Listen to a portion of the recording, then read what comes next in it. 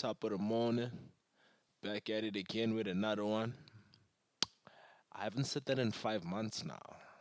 I think that's when the last video was, like 5 months back. But we back like Mukokotlo.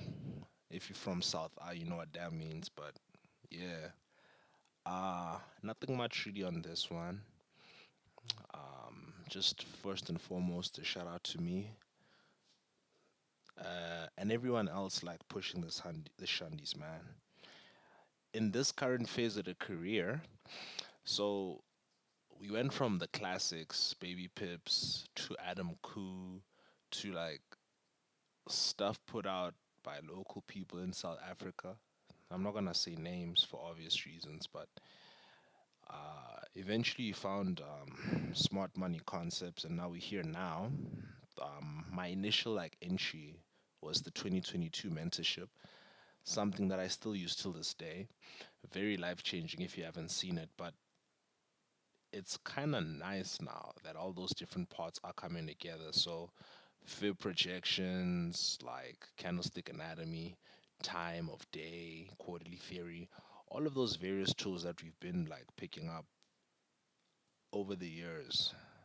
Uh, it's cool to see now that like, okay, it looks like we're getting a hang of it for real, for real, for real. But the main thing that has been like slowing me down, if I am being honest with myself, is this thing of like learning something and learning something else, like that loop of constantly learning. And also just figuring out, like, ideally for my personality, what would be the best setup or process or method or even trade frequency. So, fortunately for me, like, I've figured it out, like, I'm a scalper. I'm not a person who would like to have positions on for more than a day or two. I tried with the swinging, but that's not for me. That's not for me. I'm gonna stick strictly to the scalping.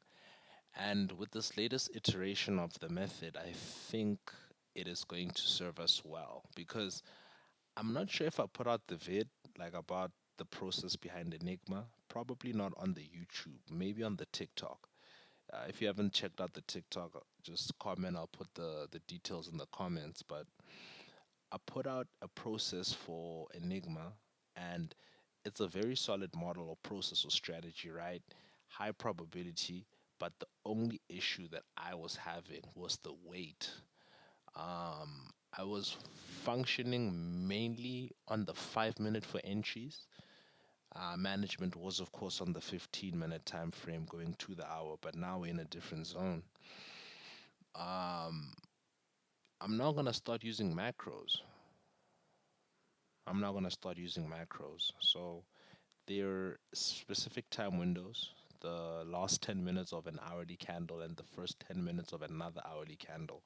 That 20-minute space, that's where, uh, for me personally, it's working in my hands, right? I can only speak on what works in my hands. I can't work for everything else. Of course, something else might work for someone and it might not work for me. And what works for me might not work for someone else. But I'm just simply going to speak on what I've been playing with, what's been working for me. And I guess the purpose of this next series, or yeah, it's just to like track the progress of like now, obviously, up until like wherever the heck we're going to end up at. So that's the context. I will be playing with macros in this series, and I'll just be posting what I discover. Of course, there's a lot of macros, but specifically what I personally am leaning more so towards. I really like that 02 to that 10 minutes to 3 to 10 minutes past 3 a.m. EST macro, that London one, right? And then the next one I'll take is the pre-market one. So 0850 to 910, that one. And then obviously the 950 to 1010 one, and the 1050 to 1110 one. I'm going to try to limit myself to just two trades a day. Of course, today is different. Today I took three macros. The first one was the London one, perfect 2R, clean. The second one, I got stopped out, but like with my stop loss and profit. So I trailed the stop, fortunately. And then the third one initially I was off. I got the direction wrong, but I was eventually able to get the direction right, and it was a solid one, right? So that's that on that, or just like an update on today. I don't think in this video I'll really post it, but we'll take a look. We'll take a look. But the week ahead, in terms of like news drivers or whatever, as you can see, there's not really much, which is a perfect environment for us to study macros now because price is more so going to be moving algorithmically as opposed to the artificial injection of volatility via news releases. Today's the 18th currently, so for this week we really just have FOMC minutes dropping on Wednesday, and for the rest of the week it's just quiet. So definitely gonna take advantage of the macros. The macros were good to us today. They were good to us today. My funded account was in drawdown, but I fixed the drawdown. I believe the drawdown was about like sheesh, like 180 something dollars. It was at 49,800 and something last time I checked. Currently it's in profits of like 188 bucks after the trades we took. So I'm trying to build that up. If I can get it up to say 500 for the week, 1,000, I don't know what will happen. I'm gonna just take it as is. If you heard that, you heard that. But anyway, I'm gonna take it to where it goes to, and the next 2 weeks will be quite beneficial, or they are in our favor.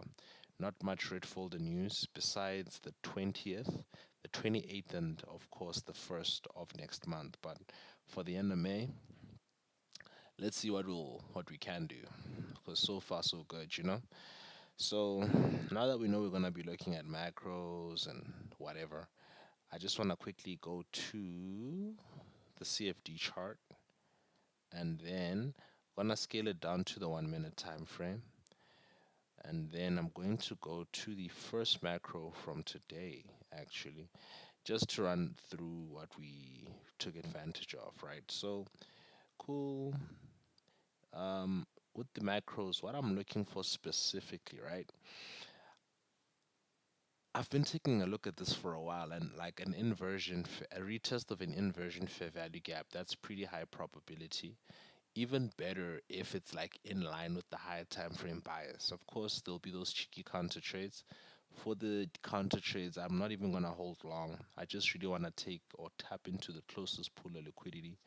I'm not gonna be looking at more than 50-ish points or so. Just calm, humble, like in this one, 40 points, which was perfect. Like obviously the window opened, that was 5 or 250. Price did its thing. I'm specifically looking for inversion fair value gaps that form within the macro window or changes in the state of delivery. So um, more on that as we post, but like I'm just saying, like this is really what I'll be looking out for. At first, I used to look for like whatever fair value gaps formed before the window, and then I'd be looking for reaction at those levels within the macro. It's been a hit or miss with those ones, but what I've noticed and what has been consistent, obviously, as we go along for the rest of the month, I'll just be capturing and measuring all of this. But like an inversion in the macro, man, that's crazy, bro. Like that's so beautiful. As you can see there, we took that one here. Um, yeah, I promise I'll do a proper breakdown tomorrow. But yeah, I'm sleepy, whatever. There was another one we took here, but this is the one that gave us a bit of issues. It wasn't as smooth as the other ones, but it really fed us. It really fed us. After we took this dub here off the cells, we didn't even touch anything for the rest of the day. Initially, I was bullish, right? Price opened up, down close, fair value gap opened there, right? Before it inverted, you can see we opened it up, price pushed up, closed above it. I was looking for the buy. I bought there, had my stop loss down there, did this, pushed up, and then it fell down and took me out. Then I was like, cool. Then I noticed, okay, that level is probably worth noting. Then as it was coming back up, that's when I entered my sells, my initial position, had my stop loss at the top, reloaded at the retest, and then Bob's your uncle. Beautiful, beautiful sell off, did its thing there, cool. But check here as well.